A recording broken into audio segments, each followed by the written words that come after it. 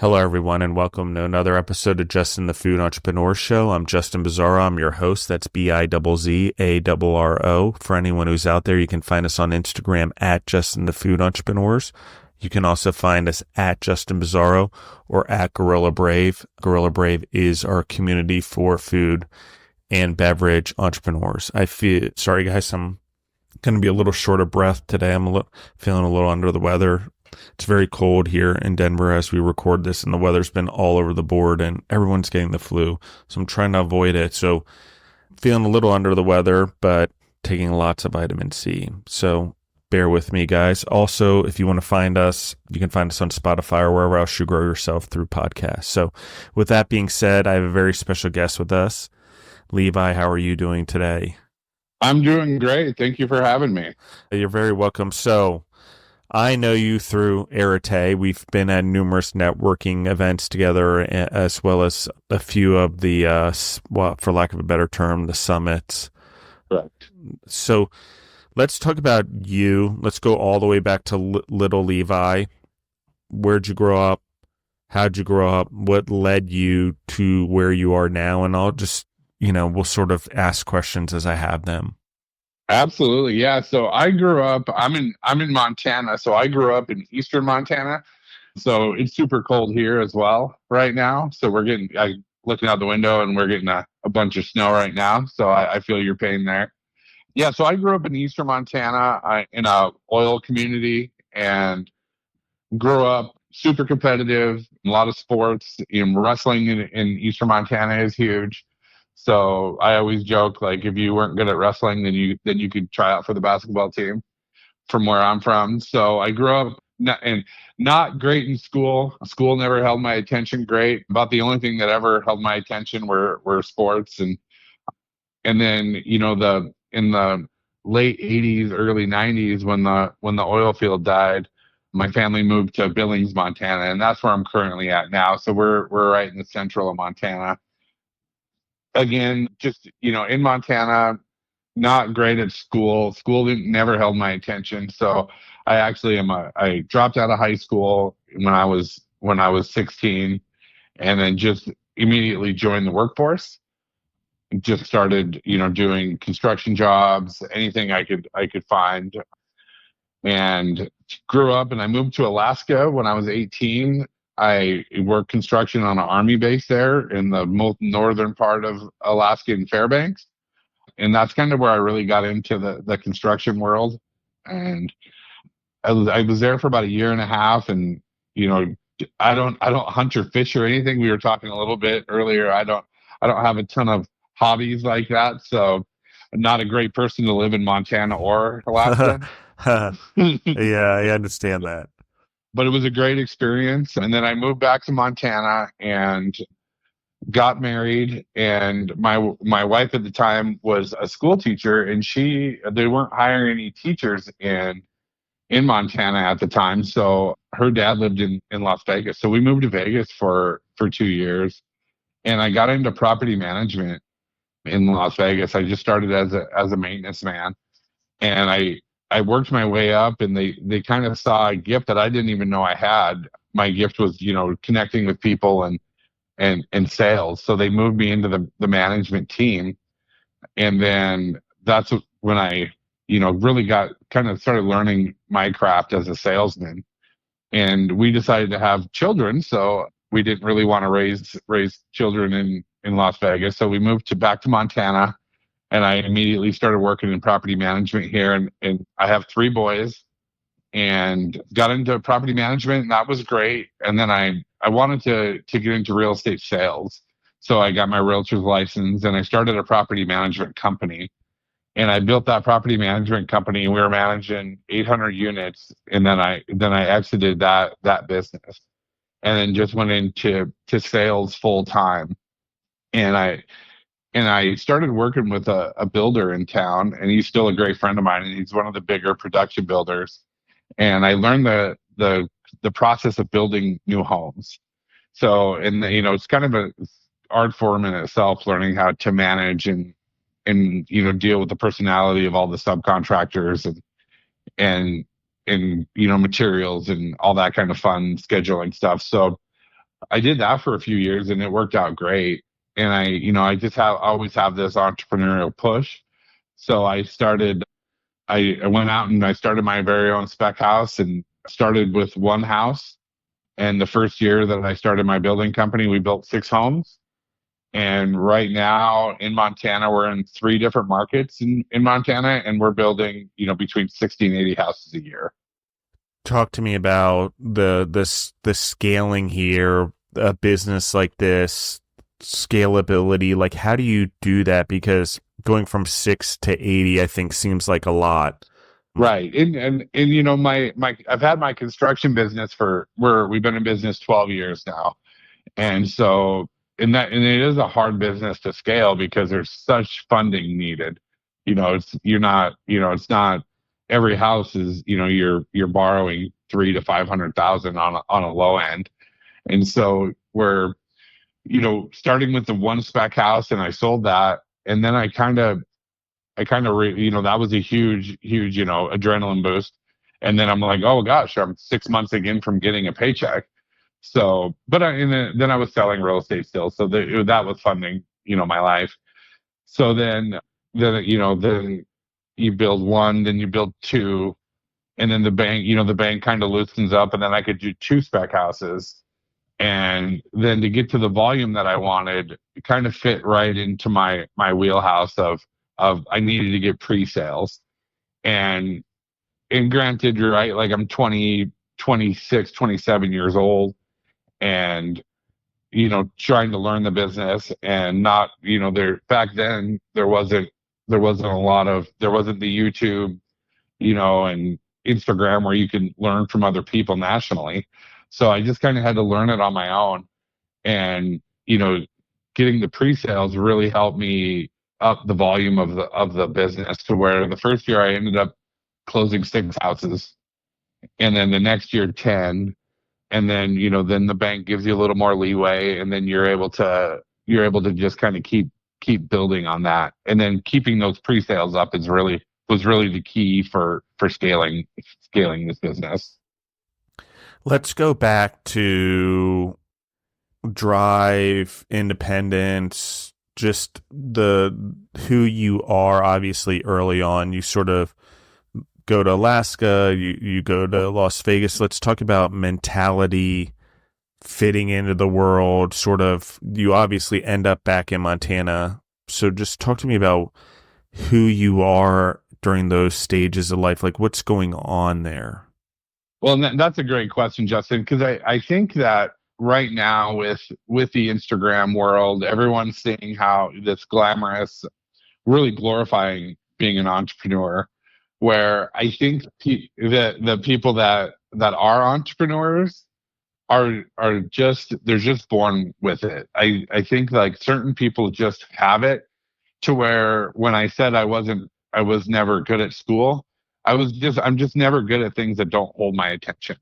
Like I love history. I'm really, did really well at math, but like the sciences never held my attention, that kind of stuff. And honestly, like in my age group, because I'm in my 40s, everybody told you, you need to grow up and go to college and be an accountant or a lawyer or something like that, to where I was just almost uncomfortable in my skin in those situations, in the, learning things that I didn't want to do. And so you almost feel like an outcast. People are on the honor roll and you're, scraping by with D's, because you just they don't hold your attention, and it's just not something that you want to do or be. So it's very glamorous right now to go start your own business, and everybody says make their own hours, and you know that kind of stuff, where when you're an entrepreneur, you're working every day, all hours of the day, that kind of stuff. And I think you just have that drive in you that makes you push for more. It's almost uncomfortable at times, the drive that's inside that pushes you to build a bigger company, take care of more employees, take care of your subcontractors, your vendors, and be in control of your own destiny. I think that a lot of people just, they want to do the bare minimum and have the glamour of it, but don't want to have that, the day-to-day grind of it, which the consistency is the key to that. So I think a lot of people make great number twos in the world, don't want the stress of the loans, don't want the stress of the bank, the cash flow problems that come with owning a business. And I think you're either built for it or you're not. I don't think you can train people for that kind of stress.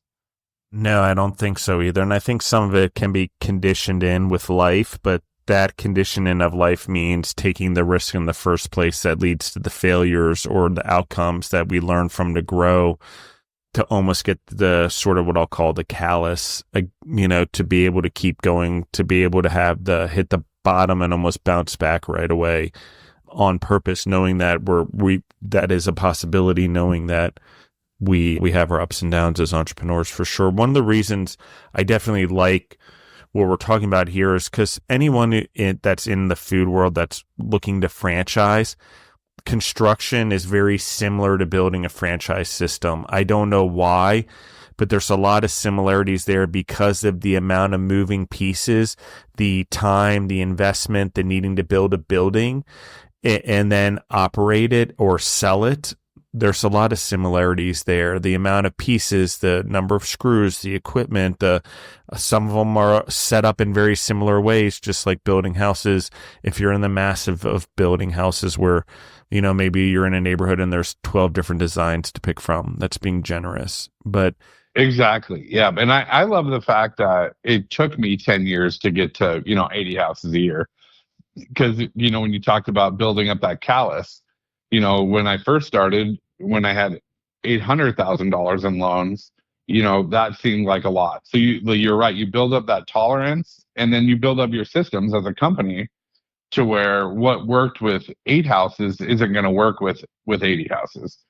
And you learn those things. And if you just dive in thinking you're going to build, 80 houses a year or own 10 to 100 franchises like you're saying, you got to learn those systems and build up those tolerances, to the pain tolerances that are going to come along the way.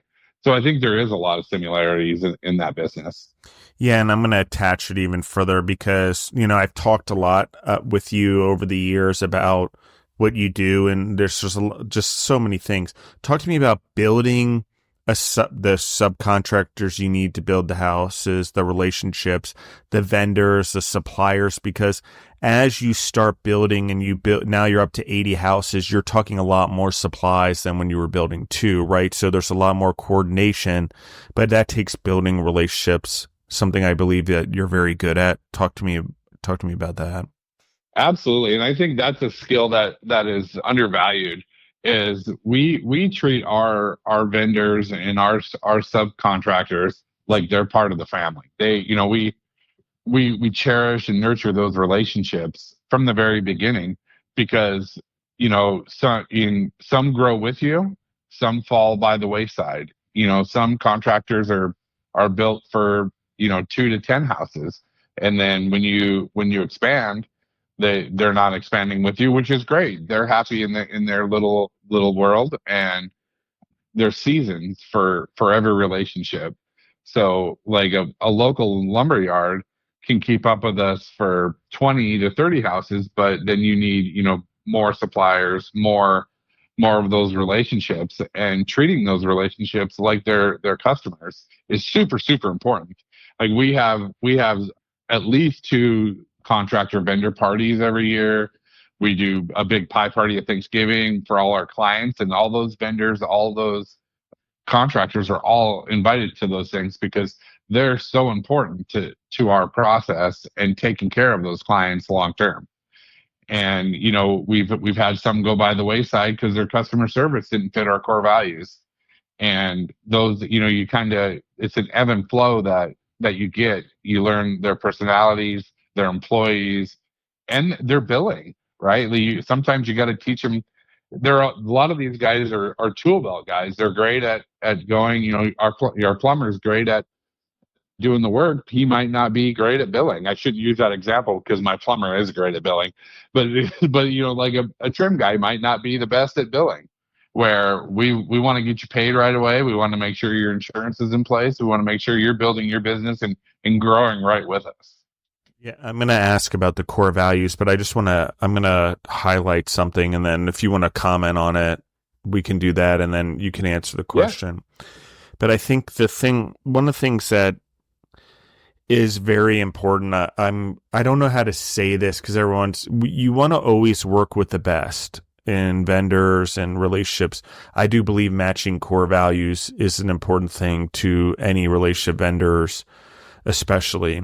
But one of the things that I think is important that you just touched on is a well-rounded vendor that does everything well is better than a vendor that does a product or service extremely well, but the rest of it not so well. Because ultimately, the things that don't do so well in that business will eat away at the thing that they do well.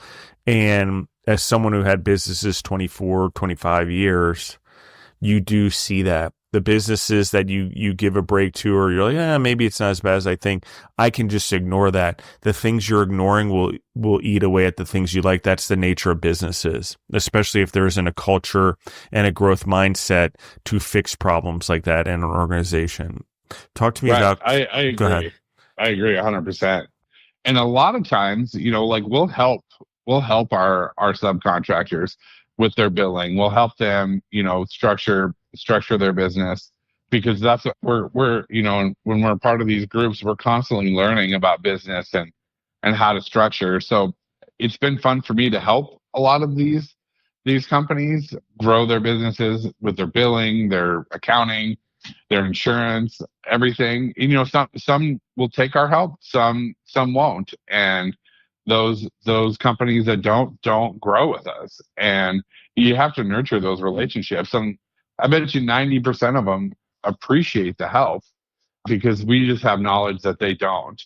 And but to your point, we have stuck with a supplier or a vendor that had those flaws, and they ended up hurting us longer in the long run than it did helping us with the loyalty, because it just held our business back. And we've got employees that we have to take care of as well, and that has to come first and foremost. Yeah, and in a way, by not working with them and choosing someone else, and then exemplifying and living by example on what a relationship should be, that's a better service to that vendor anyway than giving them money. Because I hate to say this, but when we give money, it's almost like an enabling a business to do poorly. And just want 100%. everyone to think about that. When we do business and we keep supporting bad vendors, bad practices, bad farmers, and this bad lumber yards, whatever it would be in your case, bad people that take trees badly, I don't know. But anyway, Right. It's Right. It's that type of thing. So, I mean, those are things to think about. What are the core values that you think are most important to your business?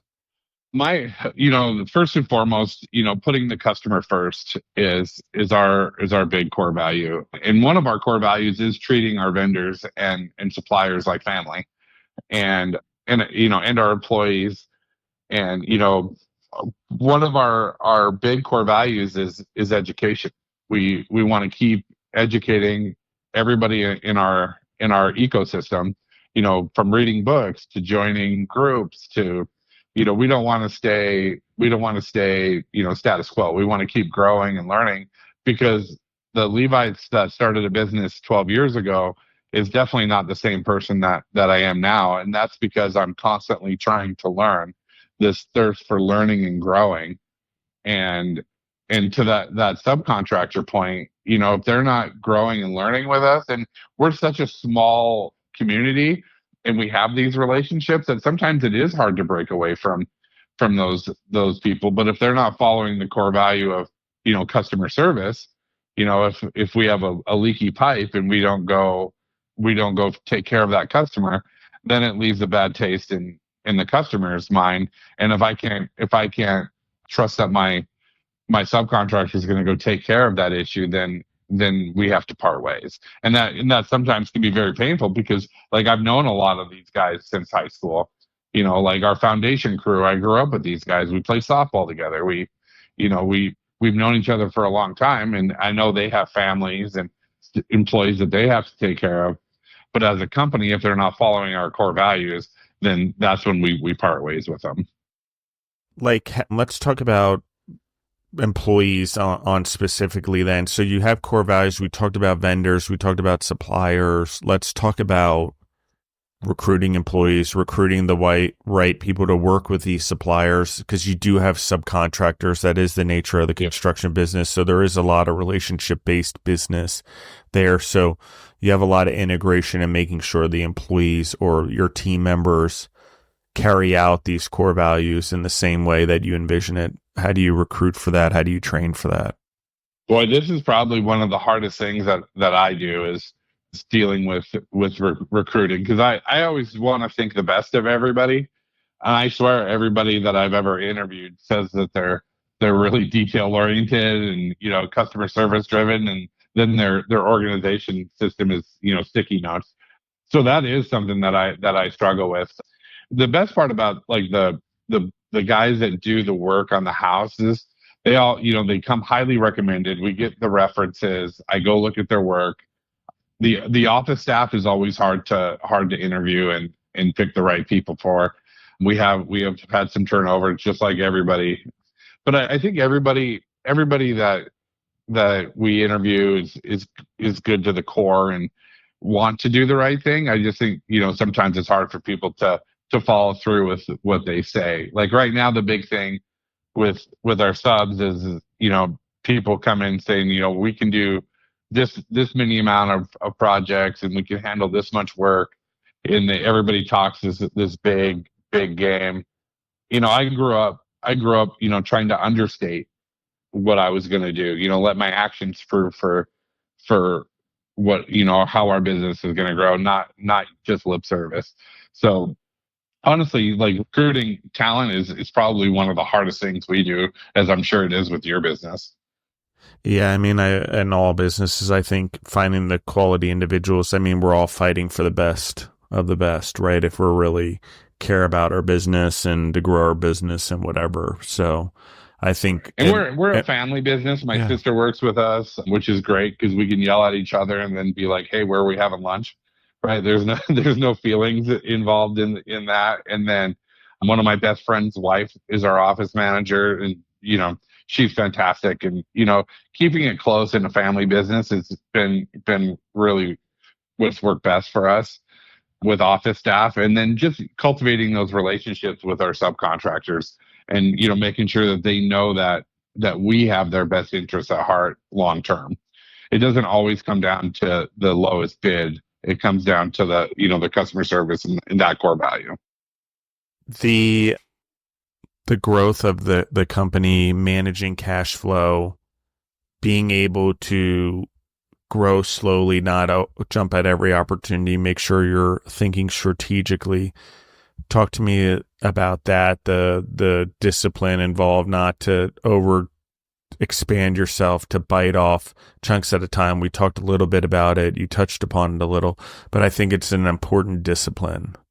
You've been able to stay calm and grow at a pace without killing yourself. Right. As the founder, that's our vision has to match our actions. And so like I'm constantly like trying to see, especially in real estate, the building process where everything is 6 to 8 to 12 months out, where I have to keep making sure we have land available, like you said earlier, materials available. The pandemic was obviously super challenging with materials. It was a constant leg wrestling match trying to find lumber, and down to the outlet boxes. It was you're constantly trying to find those things, and being able to start slow and managing that was really a blessing for us. Just so I learned the business from the very bottom in through the whole the banking process, everything that goes into that. The funding is probably one of the more difficult areas, where you get a market that's red hot and houses are flying off the market and every opportunity looks fantastic. And then going back to the pre-sales, taking every pre-sale, even though you knew the people weren't going to be fantastic at the end, learning to pick and choose your clients it's a good spot to be in. And for our business, managing the cash flow is so difficult. I'm sure it is with yours as well, to where, it's big chunks of money, where, you know, it's not little amounts of money anymore. It's big chunks of cash flow that are coming in and out. And you think you're doing great one week, and then the next week you feel like you got hit by a truck. So learning that from the ground up and going through those cycles and being in real estate for 20 years and seeing, I started selling real estate in '05 and took off like a rocket ship, doing great. And then all of a sudden the '06, '07 crash hits, and then you feel like you're the lowest of the lows. So, just experience, you learn those things, and you kind of are prepared for the bad times as much as you can be. And you just have to learn those ebbs and flows, especially with the cash flow and in the employee turnover. The inventory you must manage on the projects must be crazy insane, and then trying to make sure everything doesn't disappear off the site. Like, there's a lot of management of materials and inventory there, and it's not, I don't know, do you centralize it and then push it out, or does it all go to the site? I mean, those are all just crazy logistical questions, because there's so many parts that go into building a house. Yeah, building a house, I like to compare as, running an orchestra, to where, one day you're digging the foundation, and then, the lumber's got to show up at a certain point. And then once the framing is done, then the materials have to be returned that haven't been used. So it's like you're pulling strings on things that are, not every house is the same. We do our spec homes, then we do pre-sold homes, and then we do big custom homes. So it's not a cut and dry system, to where, it's not like a McDonald's making a hamburger where everything is systematized. Every piece is orchestrated, and it has to be orchestrated right. Or you're right, there's lumber. If lumber sits on a job site too long, then it tends to disappear. We always joke right around Christmas, there's 9,000 Christmas trees in our dumpsters, and every little twist and turn, there's some kind of a hiccup. So we have project managers in each city that we're in, and they manage those jobs, and then I oversee them. And everything should be run in a system, and to where when one trade is done, the other one's right behind them. And that helps with that cash flow problem, to where if a house is sitting and the electrician's not in right after the plumber, then you're wasting money on interest, and you've just got a house sitting there doing nothing. So keeping those houses moving, keeping all our subcontractors in the right places at the right time, it's definitely like running an orchestra, and it's a skill. It's kind of an art form. Mentors, people have helped you along the way, leaders, maybe people invested in you, coaches. Talk to me about those individuals and the roles that they've played in your life. Yeah, when I first started, when I talked to you about the builder that I worked with, he helped me quite a bit right when I first started. There's a land developer. He's one of my best friends. He helps me, when I have to make big business decisions, I bounce things off him. And there wasn't a lot of coaches coming up, because it's not a big community, and there's not a lot of people that are wanting to build the scale of a business as I am.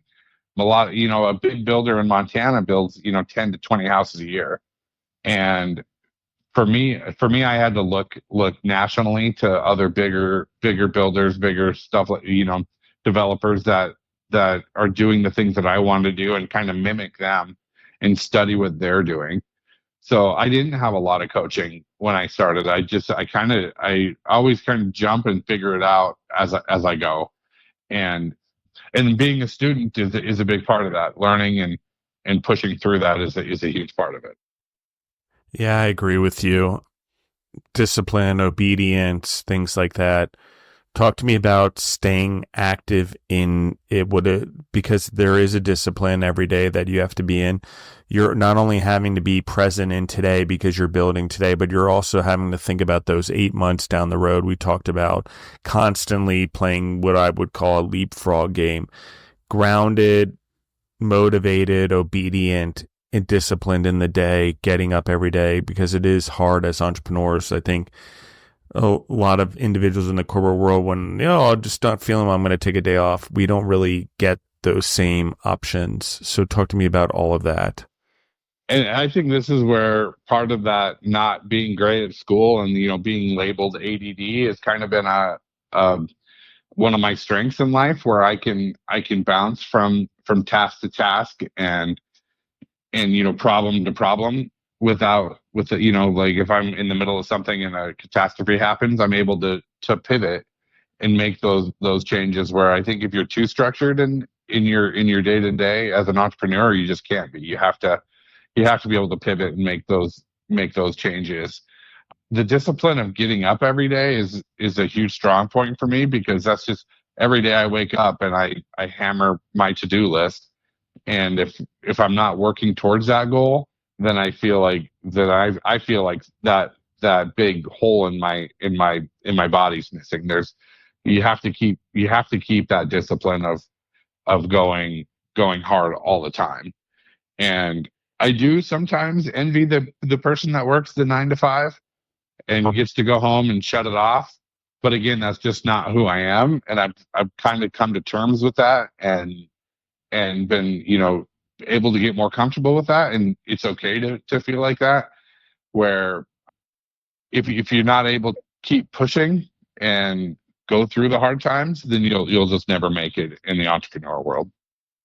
I don't know. And I've tried this, I guess, over the last, few years. And, do I want to be a corporate person? Am I an entrepreneur? I was rebuilding my life. There's just been a lot of different scenarios going on here. The problem is if you're born this way, if it's just naturally something that's always been inside of you, it's very hard to function in a world that doesn't want to improve, and certainly don't be so loud to have improvement. If you have if we were an APES test, that's a apostle mentality. You're constantly pushing the boundaries and challenging things, no different than Jesus used the apostles for. He couldn't do it all himself, so he armed 12 men to help him do it, and some women as well in there. Right. So, I had a brief 6 months stint where I had 2 kids. I thought what I needed to do. My dad. I grew up in a pretty poor family. My dad was a truck driver, so the stability kind of called out to me. I thought that was the right thing to do. So before I started my real estate license and I was working for a property manager, I took a job at the housing authority, thinking I should get a government job, get the pension, get the insurance, and work your 9 to 5, and just take your get Veterans Day off, get President's Day off, get every holiday that you can possibly get off. I thought that was the right move for my family. And it was possibly the most miserable 6 months of my entire life, to where you're doing too much work because, you're bored, and the people around you are like, hey, if you keep working this hard, we're not going to have anything to do.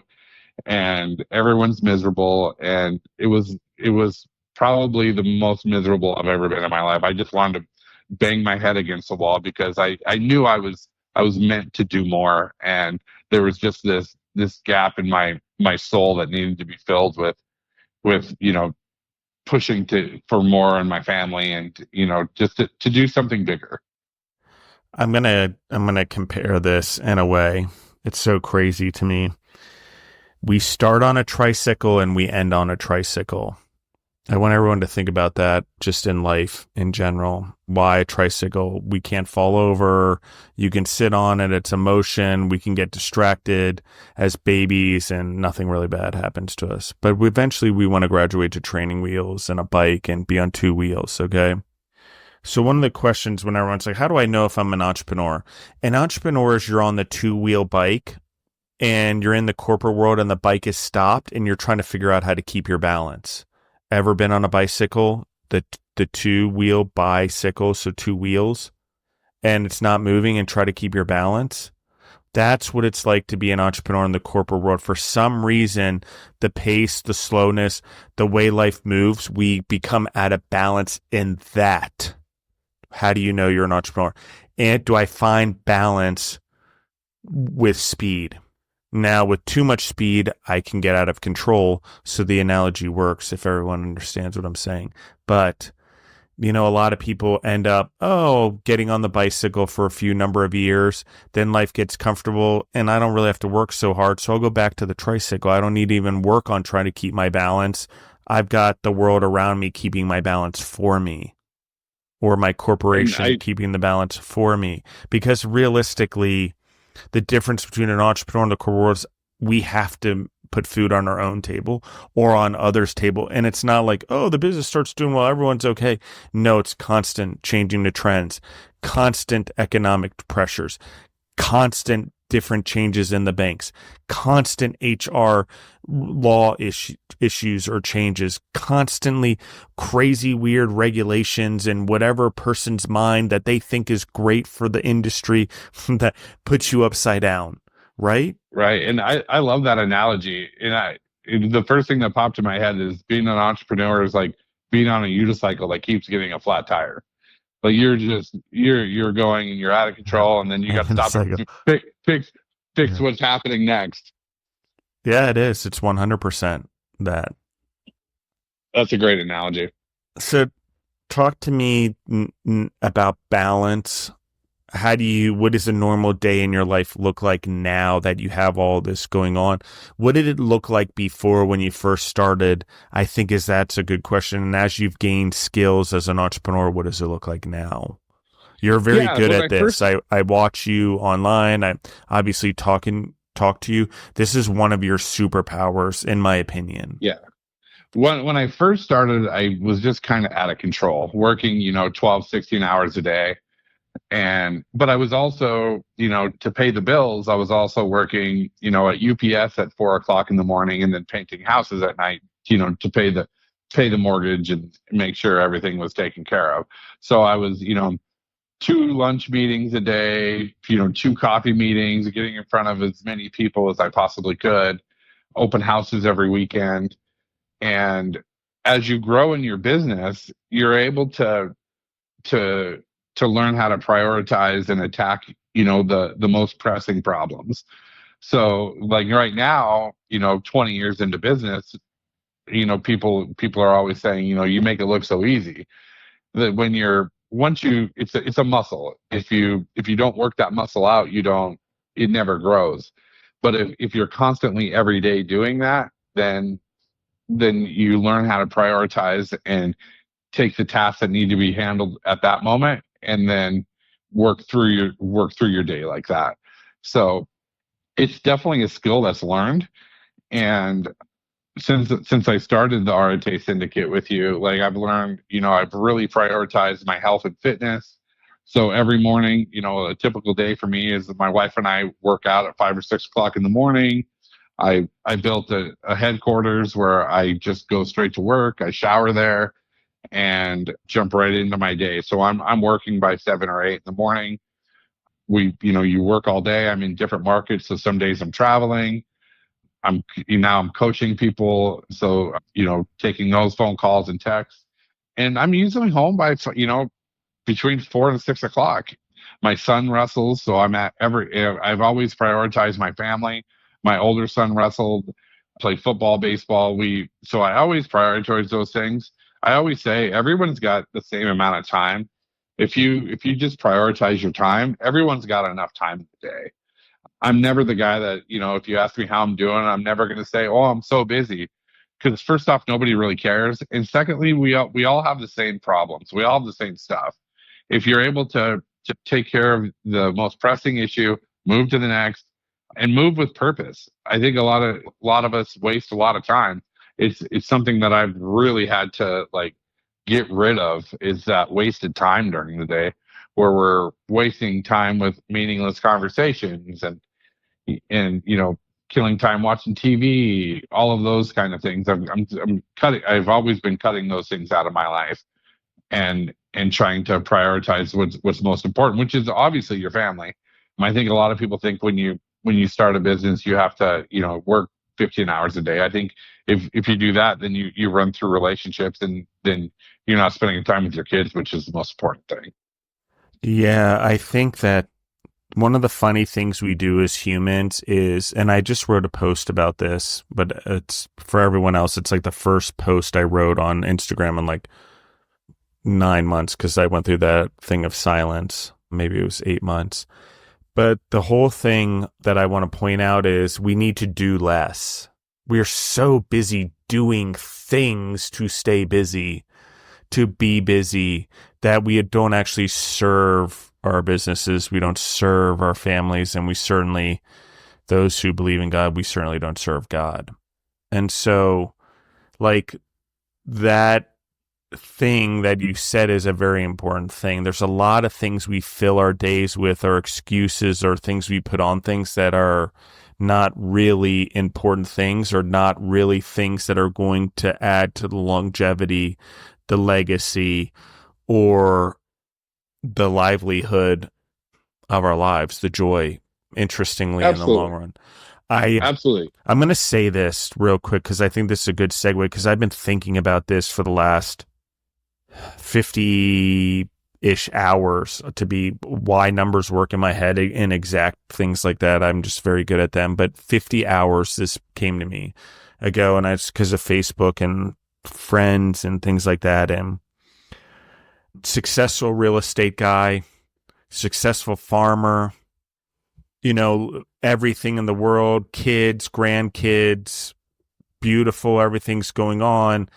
Everything looks great. Probably doesn't take care of himself in the most healthy ways. Smoked a lot, took a lot of risks, motorcycle accidents, stuff like that, impact on the body. And then, he's 71 years old and he has a stroke and he has a wheelchair and things are hard for him the rest of his life. Like, we don't know really when these things happen in our lives. And I think part of the thing that you just said that matters the most, and the thing that matters the most in the conversation we're having, is in that moment, do you remember all the television shows you watched?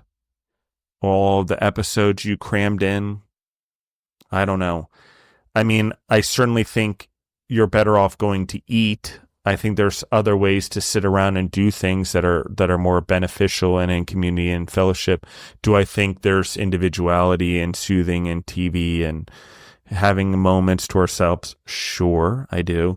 But I think it's a difference between doing it all the time and doing it as something that's there. I want to point that out from the conversation, because when we get 71 years old, or our life suddenly happens to us out of our control, what is it that we did have in our control during the time that we had it that we're now going to regret now that it's all out of control?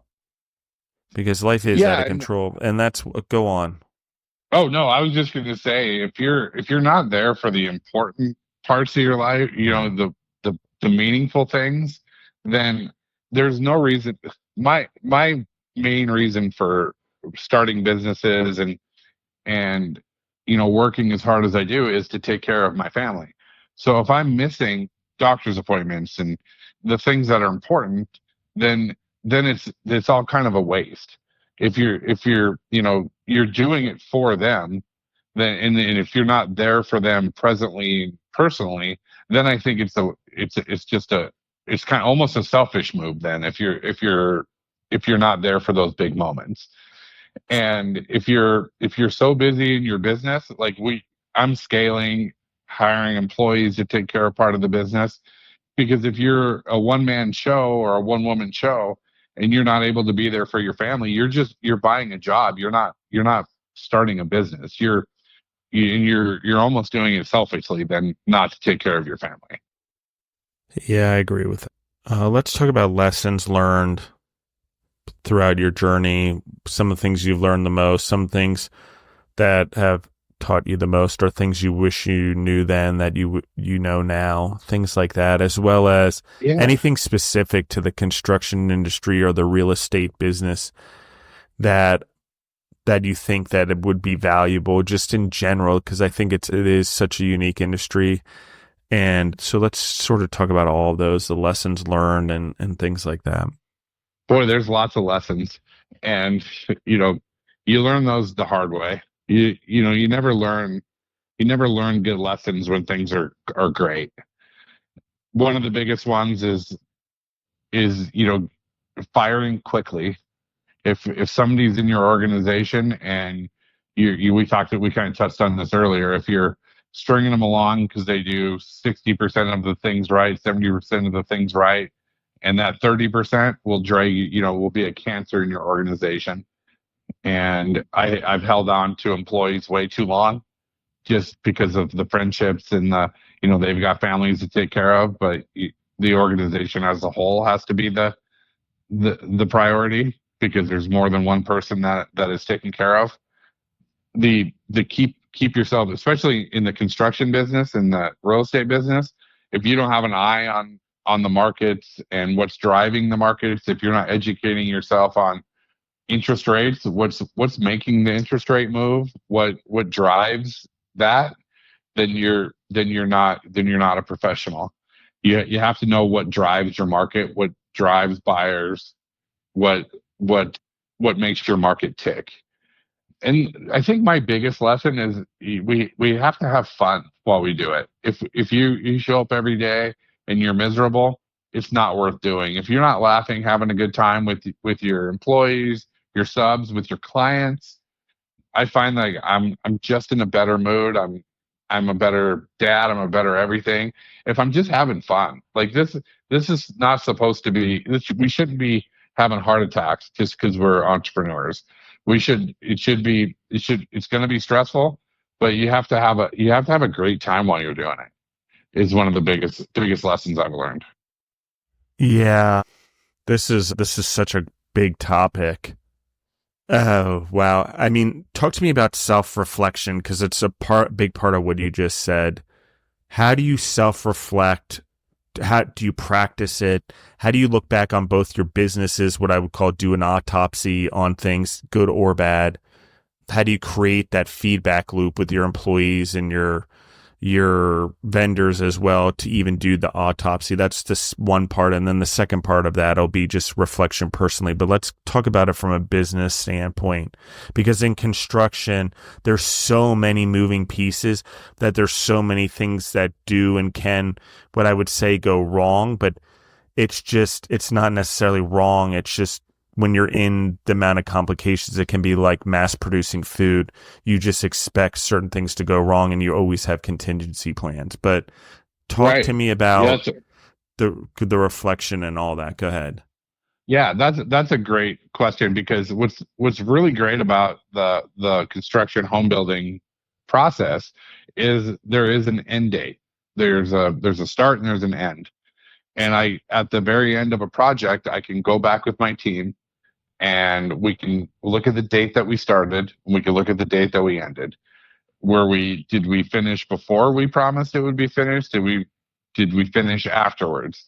And then we can look at the variables that came into play. Did we have a really bad winter? Did we have a really wet spring? Or was there a lack of labor? And then we can also look at what went right. Like, hey, this was perfect. This went great. This went great. And then the numbers never lie. Okay, our lumber bill was higher on this one, and this was the reason. We had this problem. We had to buy more lumber. Our roofing prices were lower. Why was this roof cheaper than it was the last time? And we build a lot of the same houses over and over again. So we're really able to analyze what the variables were and how we can control them better going forward. We can never go back, but we can look at what we could do better going forward the next time we build that house. And then, we're able to really just dig down deep into the numbers and the time and what went right and what went wrong. Yeah, one of the things I like about this and what we're talking about is when I was in mass production of food, the hospital, the contract feeding side, the mass production for grocery stores, whatever it ended up being, or consumer packaged goods. When you fell into the max production of something, there's one thing, okay? But then when, for the hospitals and long-term care homes, we had massive amounts of different dietary needs based on the medical needs of the patient or the resident. And even if it was more of a retirement community, you have restrictions there, allergies, things like that you always have to be aware of, like nuts. You can't have peanuts and then it goes airborne, and then someone in a closed facility of 500 elderly gets a peanut allergy when their immune system might be compromised. Never a good situation, right? So Right. these things, the complications, the amount of moving pieces, ingredients, making sure that each individual patient was handled, but yet having almost a overall, what I would call lean manufacturing system of making sure all the pieces in its different customizable ways get put into place properly, and it is a lot of that. We did things in categories no different than lean or mass production and the Ford and Toyota systems for a business. But it is what we're talking about in houses. There are stages that are built. They come in stages. Each trade does their stage, and they all kind of march down the field if they're building houses in a row, I would say, if I'm not mistaken. Is that correct? Yep. That's very correct. Yep. Yeah, so it's the same idea in food, which means there's a lot of things that can go wrong. There's a lot of missing pieces, a screw not ordered, a thing running low, all of a sudden a rainstorm that throws things off, or weather, snow when it's not expected, as we talked about in Montana and Colorado. So the managing of all that. So let's talk a little bit more about growth from reflection. Like, once you've learned it, how do you then implement it in your business as a leader? How do you talk to your employees about it and lead from there? Because I think you do a very good job as well of getting the feedback, the loops, and then implementation. And this is something that I think in the last 5 years that I've really improved on. And being able to communicate with your team the expectations and the processes that you expect them to follow to get to that end result, not just expecting it to happen. And it's really hard for guys like myself. I just do things and I expect people to do them and come up with the same results the same way that I did it. And so being able to meet in each individual employee, subcontractor, vendor, and lay out the expectations. I started getting my pilot's license. So, and one of the big things in getting your pilot's license is everything is a checklist. So now I've implemented that in my business to where when this happens, like we're putting everything on paper, we're putting everything into playbooks, that when this situation happens, then this has A, B, and C need to follow. And it's not just all in my head. Because, when I was managing 20 to 25 jobs a year by myself, I didn't have any employees, just subcontractors, building the houses. And so now that we're getting systems for everything and getting those playbooks, in my temperament changing to not just saying, this is how it needs to happen, and just do it the way I do it, just watch me do it. And being able to communicate those things as a leader and learning each individual's how they learn has really helped me grow my business and scale it. Because even subcontractors, they work for 8 to 10 other builders, but once they learn how we want it done and the system that we want it done in, has really helped us scale and our growth to make everything way more streamlined and run way more smoothly. And on a house, there's probably 100 to 150 different people working on that house. So they all kind of have to work in unison together with us and then the homeowner to make it as seamless as it possibly can be at the very end. It's a crazy experience. Talk to me about the delivery to the homeowner as the customer.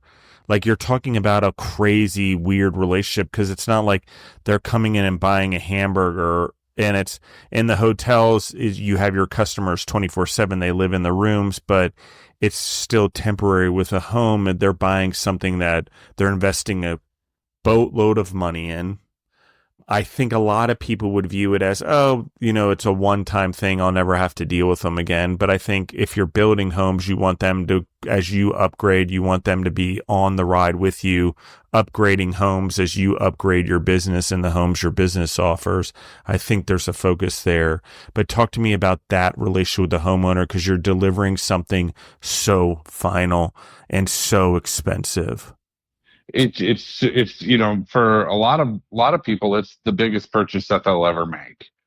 And so when we start with a client, we tell them that we're going to be friends forever. I always have a joke like, we're going to build you this great patio because I'm coming over to the barbecues. Because from the moment we sit down with them, we meet with the draftsman to start drawing the house. From that point to the end of the house is anywhere from 4 months to a year. And you're dealing with them on a weekly basis. And, what we've done is we've implemented it. We tell them that you can always call, you can always, text or whatever, but we're going to email you every week with your spreadsheet of your budget and we're going to tell you what's going on with construction that week. You're always going to have that one line of communication open. Even if it's 20 below zero in Montana and nothing happened, you're still going to get an email from me saying, hey, just checking in. Not a whole lot happened. We had bad weather.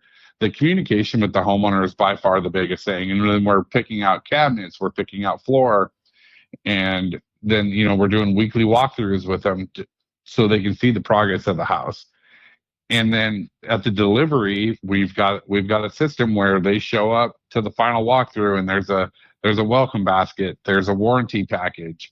There's, a list of all the vendors that worked at their house. So if they ever have an issue, they could call them directly. And, we're at closing with them. And then we provide, warranty after they move in. So we joke and tell them like, hey, we're not just going to high five you at closing and say, see you later. We're with them long term. So we've had people they've had hot water heater problems. 5 years later, they call us and we go take care of it. Customer service is one of the mainstays of our organization and our core values. And then we do the customer appreciation parties, and where they started off pretty small. 20 people would attend. Now our Thanksgiving pie party that we have appetizers and drinks, and we give pies to every family from a local bakery, and people look forward to coming to that event every year. So now hundreds of people attend. And then if they can't attend, then we hand deliver the pies to them. That customer attention, that word of mouth and customer service goes so far in building your business. It's not just build a house and then we're done. Yeah. And in the long run, if they're a continuous customer, they do well, you're investing in them, you're giving them a good home, it holds value, they can sell it to someone. I want to just everyone to think about what I'm about to say here, because I don't think most business men and women, as well as entrepreneurs, really truly think about their businesses in this way. But let's just talk about it from a construction standpoint and a house standpoint, because it's easy for me to model. So when I was setting up this episode, this is one of the what I would call, what do they call it in school now, capstones of the episode of things going on in the world. If you build a really, really, really great house for someone, okay, for your customer, the customer comes in, they buy the house. The house holds value. The house breaks down. You help them service the house. You make sure the house is serviced, okay? Your name is on that house. When they sell that house gets more value than the other houses that have been built by other construction companies, because in your neighborhood that you built in this scenario, or even if you're just remodeling, if it's just particulars, it's going to hold more value. Okay. What does that mean? That means that person over the long run, that family through living in that house gains more value on that house. Therefore, when they sell that house, they have more buying power for the next house. What does that buying power then do? Well, if I'm really good at my job, which we just discussed, they're looking to build a bigger house, a better house, or their next house, or in retirement, their downsized house. It does not matter. But if you built a good one, add value for them, not only for you in the short run, but for your customer in the long run, they'll be back because you'll be the provider of long-term value. Every business has this in some way, in some currency. The house in this scenario is a big example, but you have it whether it's your customer service, whether it's your food, whether it's whatever. There's some sort of currency in the value proposition that you give that can be longer term looked at, and you can turn up the value on the value by doing it that much better, and stop thinking about, well, what's the profit now? What am I getting now? Well, okay, what if I think about it more? What if I'm driving long-term value for my business and the customer? Or if you're business to business, what if I'm truly driving long-term value for my vendors, me, and the business I'm doing business with, or businesses, or hospitals, or whatever? It's an interesting scenario when you start to look at things that way, and what happens. I know I've taken up coming from a business standpoint, like the average homeowner stays in their house 5 to 7 years. People, we hear all the time that this is going to be our forever home, but 9.9 times out of 10 that never happens. And so at a restaurant, take for example, a great customer might come twice a month, to where we're playing for years, like 5 to 7 years. We want that customer back, and we want that customer attention because of the word of mouth that they're going to tell their brother, their sister, their friend that they're coming back. Where I think a lot of people in our industry think that it's so long that they don't provide their customer service, but for us, we don't have to market as much as other people do, because we're getting that word of mouth, and we're getting those referrals from those clients, and we're keeping those relationships. I always want to be the guy where if I don't know, like if they call me like, hey, we want to do this to our house, if I don't do that service, I want to be the guy that refers them to that. I always want to be the guy that they call for something. And that way you're keeping that customer attention, and you're growing your business long term without the marketing dollars, because you already have that client. You don't have to market to get those referrals. You just have to take great care of your client. Yeah, I agree. Is there anything you want to leave the audience with? Anything? I appreciate your time. I'd love to have you on for a part 2, because we didn't even get through half the questions.